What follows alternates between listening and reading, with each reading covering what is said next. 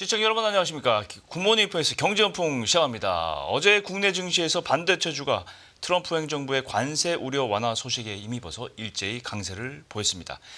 특히 SK하이닉스는 4.1% 이상 오르는 18만 1,000원에 거래되면서 6일 만에 18만 원대를 다시 회복을 했습니다. 오늘 예정된 SK하이닉스의 실적 1분기 발표가 주목이 되고 있습니다. 인더스트리 애널리스트 이주환 박사님과 함께 알아보겠습니다. 어서 오십시오. 안녕하세요. 저희 방송 중에 나올 수도 있는 것 같아요. 곧 나올 예정인데. 1분기 영업이익 시장 평균 전망치가 연합인포엑스가 17개 증권사를 대상으로 조사해봤더니 6조 7천억 원 나왔습니다. 이게 보면은 한 작년 대비 한 100% 이상, 그죠? 작년에는 2.9조 원 근처로 제가 기억을 하고 있고요. 좀 안 좋았죠. 2.7조 원, 8조 원 정도. 그러니까 한 100%가 아니라 140% 정도 되겠네요, 그죠? 근데 작년은 사실은 그 전해가 최악의 연도였었잖아요. 그렇잖아요, 그죠? 그래서 거기서부터 이제 조금씩 올라오기 시작한 초반이었기 때문에 작년 올해 사이에 이제 많이 올라오고 있어요. 1분기 이후로 HBM 시장이 완전히 폭발적으로 그러니까요. 왔고, 그다음에 하이닉스 같은 경우도 바로 작년 1분기까지만 해도 전체 매출에서 HBM이 차지한 비중이 한 10% 정도였는데 지금 한 40% 이상으로 오. 올라왔다고 생각이 되고 있어서 근데 마진율 자체가 틀리니까요. 그렇죠. 다른 디램 낸드 제품하고 HBM 쪽이 HBM 쪽이 높겠죠? 훨씬 고마진 제품이다 보니까 매출이 증가도 할 뿐더러 어쨌든 볼륨이 커지니까 그래서 영업이익률에서 일단 수익성에서 압도적으로 차이가 나는 것 같이 보입니다. 그래서 지금 작년 1분기랑 비교한다는 건 의미가 없고 그러니까 작년 3분기나 4분기 이제 성수기였었으니까 그렇죠. 1분기로 들어오면 일단 계절적으로 비수기가 되거든요. 반도체는. 그렇죠. 비수기로 오면서 얼마만큼 약화됐을 것이냐, HBM의 효과라든지 이 수익성이 얼마나 방어가 됐을 것인가, 이게 오히려 이제 궁금한 점인 거죠. 그렇죠. 제가 얼마 전에 지방에 가면서 이천 쪽에 지나면서 하이닉스를 딱 지나갔는데 왠지 마음이 웅장해지고 고속도로에서 바로 보이잖아요. 뿌듯한 느낌이 들고 SK하이닉스가 지금 한국의 유일한 희망이 아닌가 뭐 이런 느낌이 제가 사실은 거기를 굉장히 오래 근무를 했었잖아요. 네. 출퇴근할 때마다 이제 고속도로에서 늘 보다가 이제 들어갔었는데 그렇죠. 그때만 하더라도 사실은 늘 2인자였기 때문에 많이 떨어진 이제 뭔가 우리도 한번 1등을 해봐야 되지 않을까라는 사실은 그런 이제 뭐 패션 같은 건 있었지만 이게 과연 내가 회사 다니다가 이루어질 수 있을까에 대한 확신은 없었던 거죠. 근데 지금 이제 후배들이 진짜 잘해줘서 정말 그렇게 됐어요. 이제 뭐 확실하게 1분기 시장 점유율 뭐 1위 발표가 일단 얼마 전에 나오기도 했었고 이제 다른 기관 발표도 좀 지켜보긴 해야 되겠지만 맞아요. 어쨌든 뭐 상점 벽해란 말이 맞는 것 같습니다. 일단 근데 이제 잘 나가긴 하는데 관세 문제가 이제 반도체주에도 역시 일단 뭐 모든 경제에 영향을 미칠 수밖에 없습니다. 관세는. 이거를 이제 개별적 품목으로 어떻게 개별 적용을 또 바뀔 수도 있고 적용을 또 할 수도 있고 아닐 수도 있고 유예될 수도 있고 이게 변수가 많잖아요 지금. 지금 일단은 오늘 밤에 9시죠 한미 관세 협상 2+2 송성 협의가 이제 최상무 쪽에 가서 이제 하는데 여기서 이제 얘기가 좀 나올 수가 있는데 재료가 좀 나오겠죠 반도체주에 관련해서. 첫날 구체적으로 이렇게 많은 것들이 나올 것 같지는 않고요. 네. 지금 전반적으로 한미 간에서 이제 오늘부터 시작되는 2+2 협상에서는 일단 미국 쪽에서 왜 한국에 관세를 부과하려고 하냐에 대한 본인들의 논리를 얘기를 할 것 같아요. 그러니까 비관세 장벽과 왜냐하면 FTA 체결했기 때문에 이미 관세 자체는 거의 없어요. 없잖아요. 일부 농수산물을 제외하면 거의 없는 상황이라 그런데 우리가 왜 관세를 하느냐에 대한 이제 미국 측에 일단 얘기를 들어볼 것 같고 한국에서는 사실 이제 방어 논리들을 많이 준비해 갔던 것 같습니다 이번에. 그래서 2+2지만 사실은 관련된 그러니까 그 부처 외에도 많은 부처에서 지금 고위직들이 지금 동참을 하고 있고요. 지금 미국 쪽 같이 동행을 하고 있고 그래서 혹시라도 어떤 논리로서 미국이 나올지 모르기 때문에 그렇죠. 거기에 대해서 그렇지 않다라는 것들을 우리는 설명하기 위한 자료들을 아마 준비해서 간 것으로 알고 있어서 일단 첫날은 상호간에 그런 것들에 대한 이야기들이 될 것 같고 정말 뭐 관세 몇 프로 이런 얘기가 나오진 않을 겁니다. 예. 이번 협의가 끝나더라도 그건 아마도 이제 트럼프 대통령이 전반적으로 중국에 대한 게 일단 더 큰 이슈잖아요. 그렇죠. 다른 나라보다는. 그렇죠. 그래서 그 문제에 대한 큰 그림, 그다음에 전반적으로 동맹계 전체에 대한 것들이 이제 전반적으로 순차에 나올 것 같고 반도체에 대한 것들은 사실은 이제 엊그제가 아니라 그 전 주말 트럼프 대통령이 전용기에서 한 얘기대로 하면은 이번 주 내에는 뭔가 수치가 나와야 되거든요. 네. 왜냐하면 다음 주에 얘기를 하겠다. 반도체에 대한 전반적으로 세율을 얘기를 하겠다고 했는데 그게 과연 오늘 벌써 목요일이라서 2, 3일 안에 나올지 사실은 조금은 지금은 조금 그 기대치가 좀 낮아진 상황이긴 합니다. 왠지 그것도 좀 늘어질 것 그것도 늦어질 가능성이 있고요.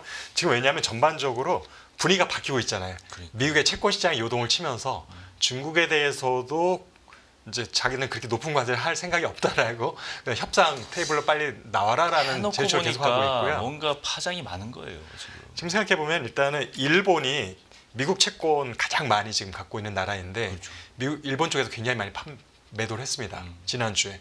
그러면서 지금 금리가 갑자기 지금 저금리로 가고 있는데 국채 금리는 거꾸로 상승했단 말이죠. 그러니까요. 근데 이런 것들이 미국의 이제 월가의 사실은 큰 손들한테도 다 영향을 줄 수밖에 엄청 없고 부담이 되죠. 사실은 그것이 트럼프 대통령이 주가가 폭락했을 때도 그냥 굳건하게 본인의 길을 가겠다라고 했었는데 채권 시장이 흔들리니까 이거는 굉장히 많은 유화책에 가까운 멘트들이 지금 나오고 있는 상황입니다. 상식적으로 봐도 채권 시장이 흔들리는 게 훨씬 부담스럽고 그게 훨씬 큰 것 같고요. 그렇죠.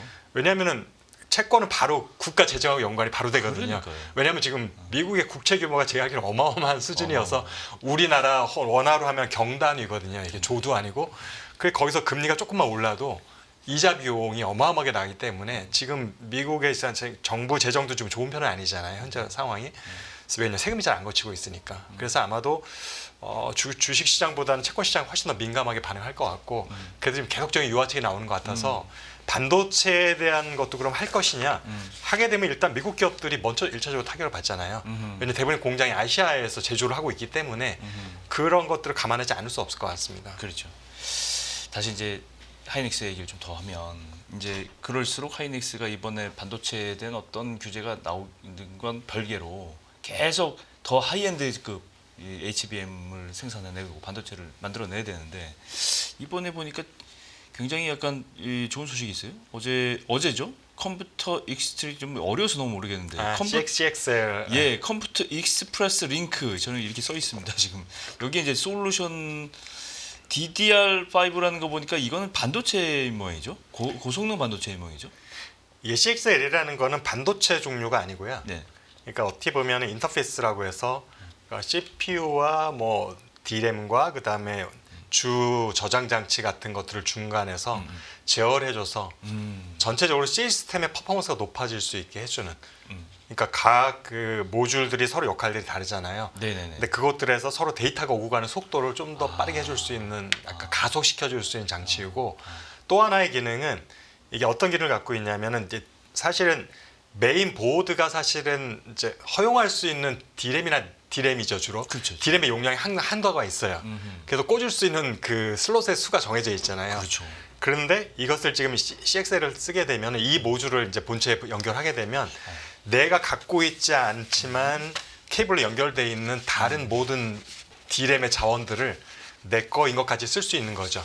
그렇게 되면 약간 낸드를 SSD로 연결해 가지고 굉장히 고용량으로 사용하는 것처럼 D램도 비슷하게 흩어져 있는 많은 D램 자원들을 내가 모아서 일시적으로 사용할 수 있는 기능을 해주는 거라서 네. 그러니까 메모리의 종류는 아니고요.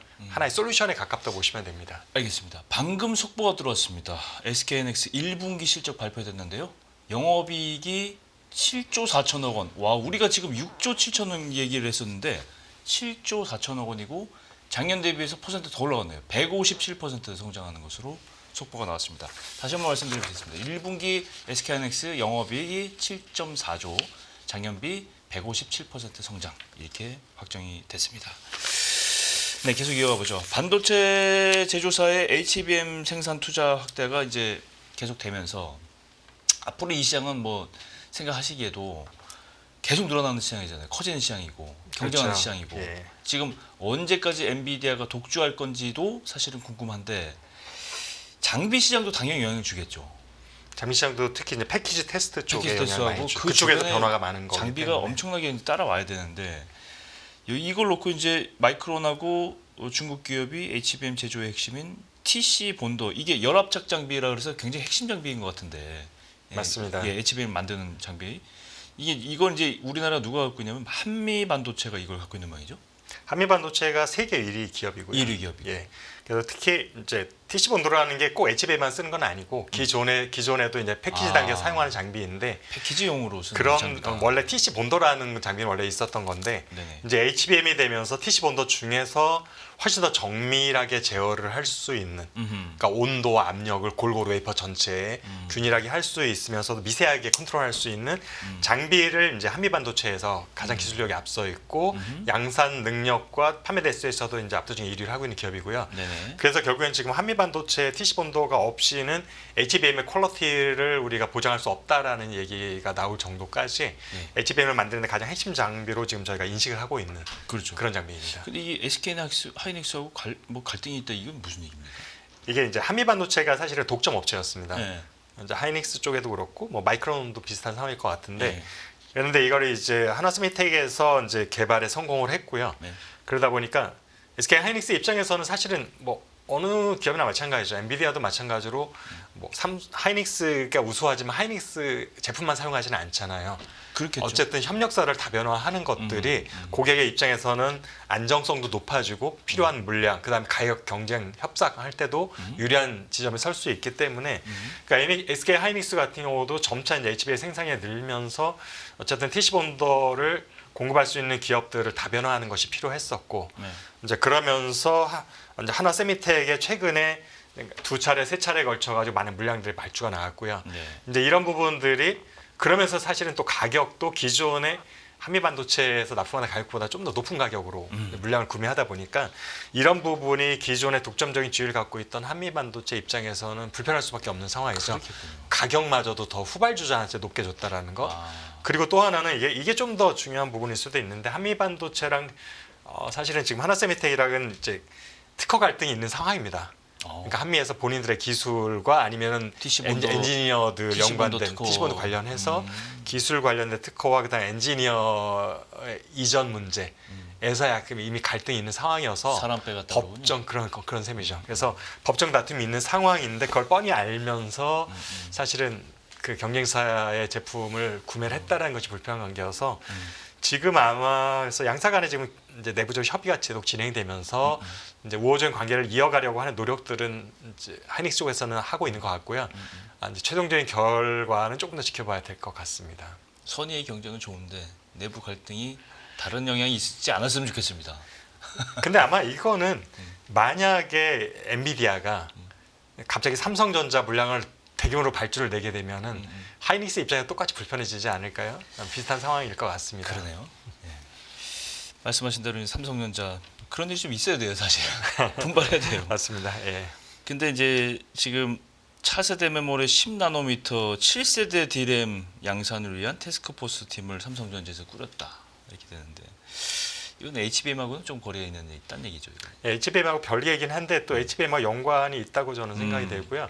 지금 삼성전자가 엔비디아 퀄 테스트가 계속 지원된 이유가 뭐 많은 여러 가지 루트를 통해서 이야기를 들어보면은 D램 자체 문제인 것 같다. 설계 문제인 것 같다. 왜냐 엔비디아의 젠수랑 CEO가 올 초에 얘기를 했잖아요. 삼성은 사실은 설계부터 다시 해야 된다는 얘기가 엔비디아가 설계 다시 어드바이스 해줬다는 얘기까지 들렸어요. 그것까지가 지금 팩트인지는 정확하게 모르겠지만 어쨌든 고객 입장에서 피드백을 줄 수는 있을 것 같아요. 네. 왜냐하면 엔비디아 입장에도 삼성전자가 빨리 안정적인 공급처로서 부상을 하는 게 나쁘지 않은 상황이기 때문에 그런 입장에서 보면은 D램의 자체 취입이 잘 나오는 게 HBM에서 퀄테스트 통과하는 것과 밀접한 연관이 있다고 보여지는 거죠. 왜냐하면 결국에는 GDDR을 싸서 3D로 싸서 만드는 게 HBM이다 쉽게 보니까 얘기하면 이게 원재료니까. 그렇죠. 원래대로 칩이 잘 안 나오면 아무리 그걸 많이 싼다고 해도 나올 맞아요. 수가 없는 입장인 맞아요. 거죠. 그러다 보니까 지금 D램 자체 본연의 경쟁력을 확보하기 위한 쪽에 지금 전사적인 영향을 지금 집중하는 것 같고 지금 7세대의 의미는 어떻게 보면은 지금 5세대에서 이미 페일이 나기 시작한 거예요. 삼성전자 입장에서는. 네. 경쟁사는 5세대는 아무런 문제 없이 양산에 돌입했고 그렇죠. 곧 6세대를 양산하겠다는 상황에서 지금 6세대 양산에서도 어떻게 보면 삼성전자는 조금 경쟁사 대비 뒤처진 상황인 거죠. 네. 그래서 결국에는 6세대에서 뒤집지를 못한다면은 뛰어넘고 그 다음 7세대. 7세대에서는 최소한 우리가 다시 그렇지.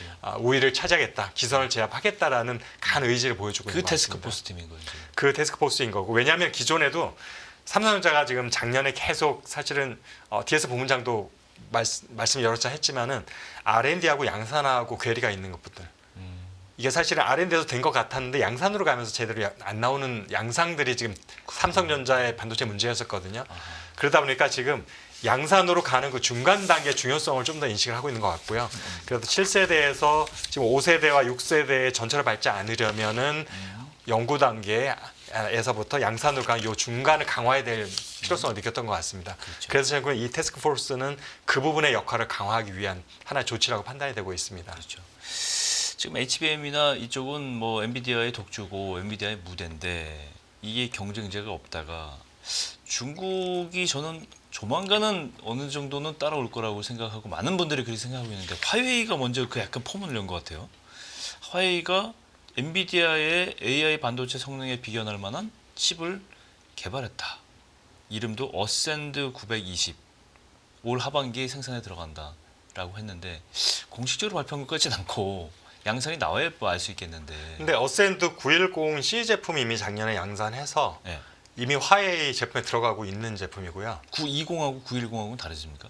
지금 910 시리즈가 이제 뒤에 알파벳이 바뀌어가는 것으로 아하. 알고 있고 이미 910C까지 양산을 하고 있는 제품이고요. 네네. 새로 나온 새로 개발한 중인 제품이 아닌 거고요. 우리가 올해 2월 달에 우리 딥시크 충격이 있었을 때 아론을 그러니까 추론 단계에서 사용했을 때 일정 부분은 엔비디아 H100을 썼다고 얘기를 했고요. 이미 H20도 썼겠지만 그 전에 확보했던 H100을 많이 사용을 했었고 그렇죠. 그리고 또 상당 부분 이제 추론 이전의 학습 단계에서도 사실은 이미 자체 칩을 썼다라고 했는데 그게 어센드 칩이었었거든요.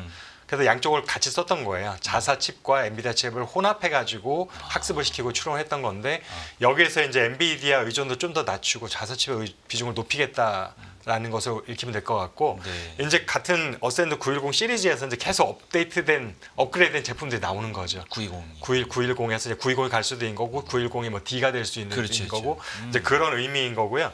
그래서 결국에는 지금 중국의 칩 제조 능력에서는 EUV라는 장비가 없어서 상당 부분 어려움을 겪고 있는 건 맞는 것 같고 그래서 사실은 3나노, 4나노 이런 제품을 못 만들고 있는 현황인데 근데 굳이 3나노, 4나노가 필요하지 않은 게 결국에는 지금 5나노, 7나노 갖고도 사실은 알고리즘을 잘 짜면 될 수 있다라는 것들이 지금 기존에 갖고 있었던 통설들이 좀 많이 무너지고 있잖아요. 지금 중국으로 인해서 그렇죠. 하드웨어의 성능이 그것을 완전히 중요한 핵심은 아니었던 것 같다라는 지금 생각인 거라서 그래서 지금 하드웨어의 능력이 조금 부족한 것들 그다음에 엔비디아에서도 뭐 블랙베리랑 호퍼칩 200 같은 거는 이제 못 사잖아요. 못 사죠. 미국에서 제재를 하고 있기 때문에 그래서 결국엔 그거보다는 그래 조금 낮은 것을 써서도 더 우수한 할수 설계 있었다. 능력을 가지고 지금 구현해내고 있는 것 이런 것들이 조금 무서운 점인 것 같고 그 다음에 지금 AI 칩에 들어가는 이제 HBM도 이제 직접 하겠다는 얘기가 나오고 있는데 HBM에 들어가는 건 D램이잖아요. D램은 지금도 한국 기업들은 EUV를 장비를 써서 만들고 있긴 하지만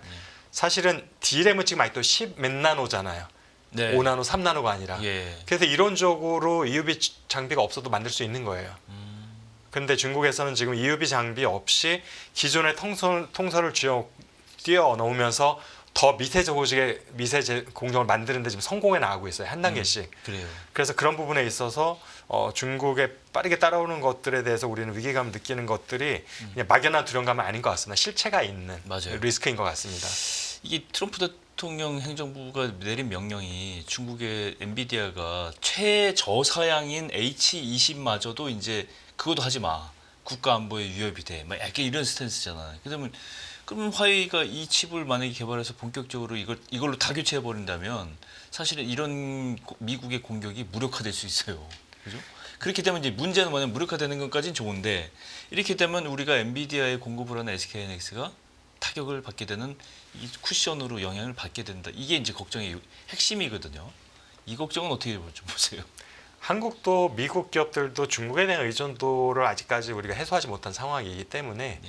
어쨌든 AI 칩이든 그 안에 들어가든 뭐 연동돼 있는 HBM이 됐든 아니면 일반 드램이 됐든 이제 중국 시장에서 우리의 점유율이 낮아지는 거는 우리가 피할 수 없는 방향인 것 같긴 하고요. 그렇죠. 아무래도 자급자족이 되고 그렇죠. 있으니까 그러면서 한국에 사실은 기업 실제가 영향을 미칠 수밖에 없는 건 맞습니다.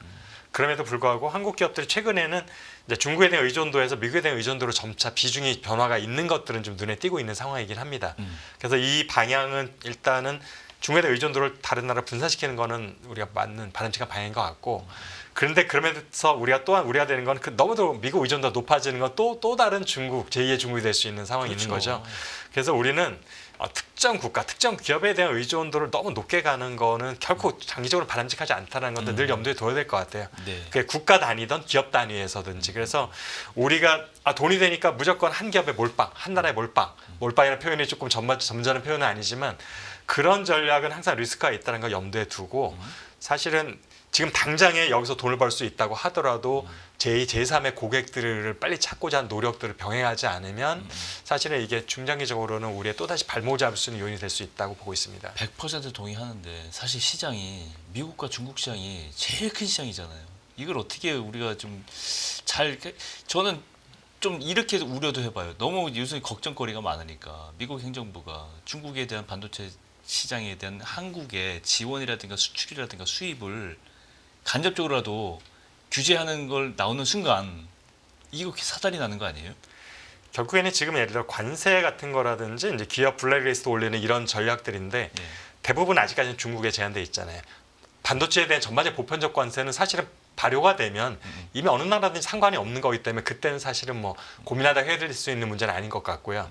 그렇게 되면 결국에는 중국 기업이 아닌 기업들 중에서 우리가 고객으로 할 수 있는, 미국도 중국도 아닌 고객들은 사실은 이스라엘이라든지 아니면 대만이라든지 싱가포르 기업들이 있는데 그쪽에도 사실은 팹리스 기업들도 있고 사실은 자체적인 AI 칩을 개발하려고 하는 움직임들도 있죠. 사실은 이제 싱가포르 기업을 제가 언급했던 거는 이제 브로드컴이라는 큰 기업이 있기 때문에 아하. 기술력도 있고 네. 그다음에 직접 AI 칩을 만들려고 하는 노력이 있는데 네. 아직 어쨌든 싱가포르는 중국은 아니기 때문에 싱가포르에 대한 제재는 중국과 같지는 않을 거라고 생각이 되고요.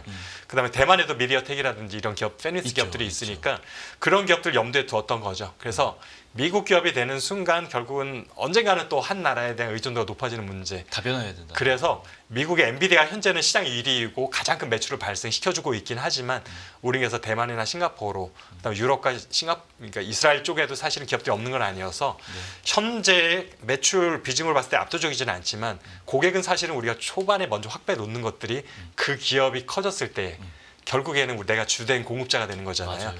그래서 그런 초창기에 그 기업들도 아직은 어려운 상황에 있을 때에 우리가 네트워크를 맺어놓고 사실은 거래를 터놓는 것들이 필요하다는 거죠. 다변화 전략이 절실한. 다변화를 차려필 거는 나중에 커졌을 때 하면 늦는 거예요. 그러니까 그 기업이 충분히 커지기 전에 어려움을 겪고 있을 때 그래요. 도움을 주면서 파트너십을 네. 해야 된다는 거죠.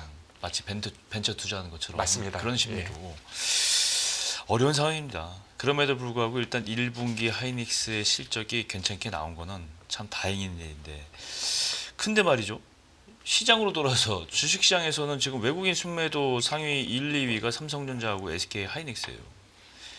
삼성전자 어제만 해도 그랬는데 삼성전자 800억 원, 하이닉스 500억 원씩 순매도했는데 외국인들 매도는 어떻게 좀 의미가 있을까요? 결국에는 외국인들의 매수를 결정짓는 것들은 자금의 흐름이라고 생각이 되고 있고, 지금 미국 투자자들의 자금의 흐름을 보면은 주식 시장이 안 좋잖아요. 네. 작년 말부터 시작해서 그렇죠. 주식이 안 좋으니까 돈이 어디로 가냐, 채권 시장으로 갈 수밖에 없고 저금리로 갈 거라고 예상했었는데 거꾸로 좀 미국의 국채 금리는 오른 상황이다 보니까 현재 사실은 자금원들이 한동안 금으로 많이 쏠리기도 했었지만 이제 금에서도 조금씩 빨고 지금 미국 국채 시장으로 다시 몰릴 가능성이 조금 생기기도 한 것 같고요. 그리고 지금 한국 같은 경우에 지금 리스크가 큰 게 이제 작년보다 올해가 되면서 환율이 조금 하향 안정화되지 않을까라는 기대가 있었지만 사실 작년 12월에 약간 정치적인 불안감 생기면서 아직까지 완전히 해소되지 않았고 한국 올해 경제 성장률이 1%가 될 것 같다라는 보고서들이 지금 많이 나오고 있는 상황에서 자, 한국 그러니까 환율이 한국 원화 가치가 높아질 가능성이 별로 좀 없는 거죠, 당분간은. 그렇기 때문에 한국에 대한 자금이 유입되는 것들은 좀 리스크가 큰 상황이다 보니까 거기에 대해서 좀 보수적인 투자가 될 수밖에 없는 것 같습니다. 더 할 얘기가 많은데 다시 또 다음 시간에 기약해봐야 될 것 같습니다. 인더스트리 애널리스트 이주원 박사님 모시고 하이닉스 실적과 글로벌 반도체 시장 이슈들 살펴봤습니다. 오늘 말씀 고맙습니다. 네, 감사합니다. 매일 돈을 쓰는데 그 가치는 누가 정할까요? 정답은 슈퍼달러 슈퍼리치에 있습니다. 복잡한 공식은 빼고 투자 타이밍을 잡는 환율의 핵심만 담았습니다. 빠르게 변화하는 금융시장, 그 중심엔 언제나 환율이 있습니다. 오늘부터 환율과 썸 타볼까요?